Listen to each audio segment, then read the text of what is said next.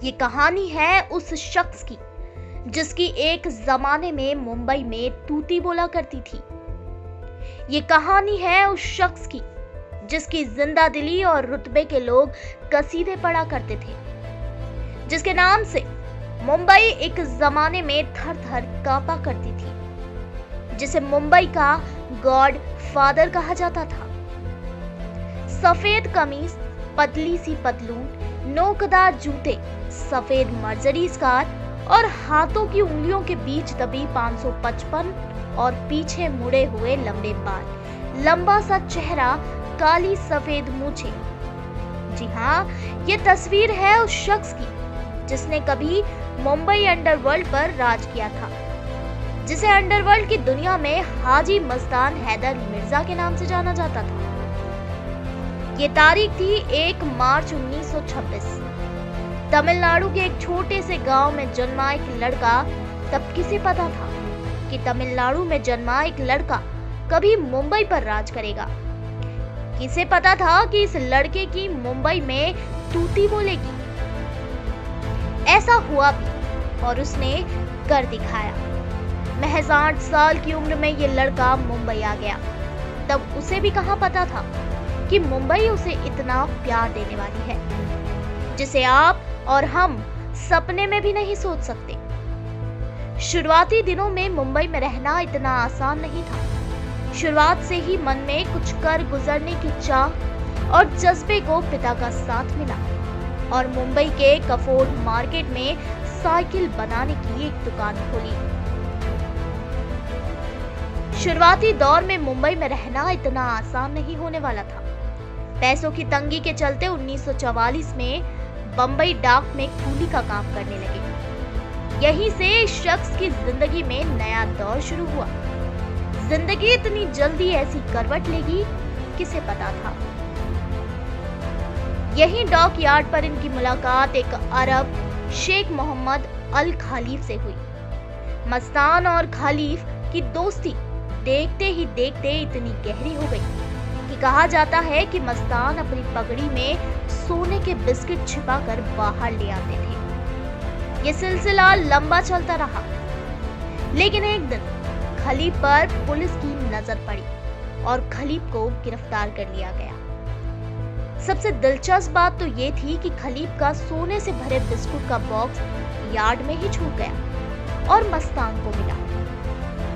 मस्तान ने उस बक्से को अपनी छोटी सी झुग्गी में छुपा दिया और किसी को भनक तक नहीं लगने दी। जब गालिब 3 साल के बाद रिहा हुआ तो मस्तान से मुलाकात हुई। तब गालिब ने उस बक्से के जिक्र मस्तान से किया। मस्तान ने गालिब से अपनी झुग्गी में चलने को कहा और वहां ले जाकर वो बॉक्स दिखाया।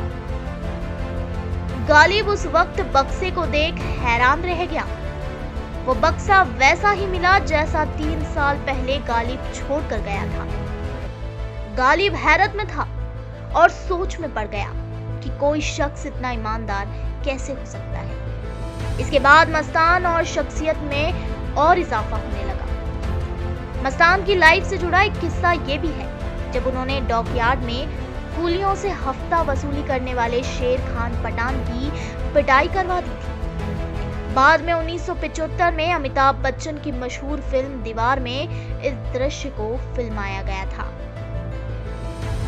इस शख्स की खासियत ये भी है कि मुंबई में अपना सिक्का चलाने के बावजूद ताउम्र मस्तान ने खुद कभी बंदूक नहीं पकड़ी और ना ही कभी अपने हाथ से कोई गोली चलाई। जब भी मस्तान को ऐसे कुछ काम की जरूरत हुई तो उसने ऐसे कामों के लिए गैंगस्टर वरदराजन मुदलियार का सहारा लिया। वर्धा भी मस्तान की तरह ही तमिल थे और वसोरवा, वसई, विरार जैसे इलाकों में उनका सिक्का चलता था। वर्धा और हाजी मस्तान की दोस्ती की एक दिलचस्प कहानी है।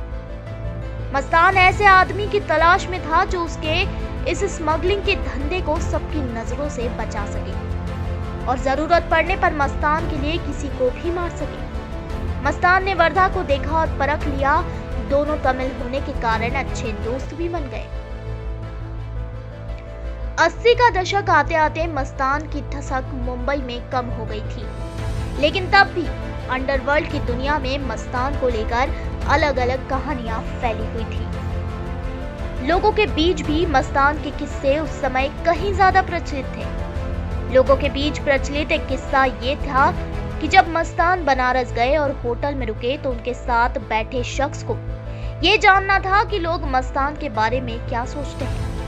तब पता चला कि लोगों के बीच एक कहानी बड़ी फेमस थी कि हाजी मस्तान एक ऐसे महल में रहता है जहां 365 दरवाजे और मस्तान एक बार में सिर्फ एक ही कार का उपयोग करता है और उसे बेच पैसों को गरीबों में बांट दिया करता है और फिर अगले दिन नई कार में सफर करता है। 1980 में जब पठान और दाऊद इब्राहिम के बीच गैंगवार शुरू हुआ तो मस्तान ने दोनों के बीच सुलह कराने का बीड़ा उठाया और दोनों के बीच चल रहे गैंगवार को खत्म भी करवा दिया।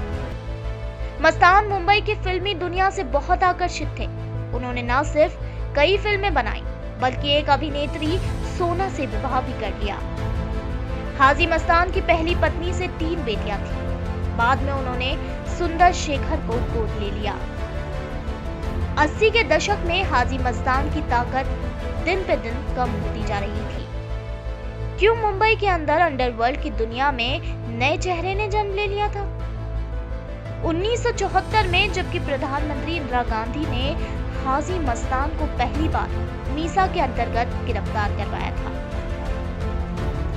आपातकाल के दौरान मस्तान जयप्रकाश नारायण के संपर्क में आए और राजनीति में आने का रास्ता साफ हो गया। मस्तान ने दलित मुस्लिम सुरक्षा महासंघ नाम की एक राजनीतिक पार्टी बनाई, लेकिन पार्टी कुछ ज्यादा नहीं कर पाई और मस्तान का राजनीति में आने का सपना एक सपना ही रह गया।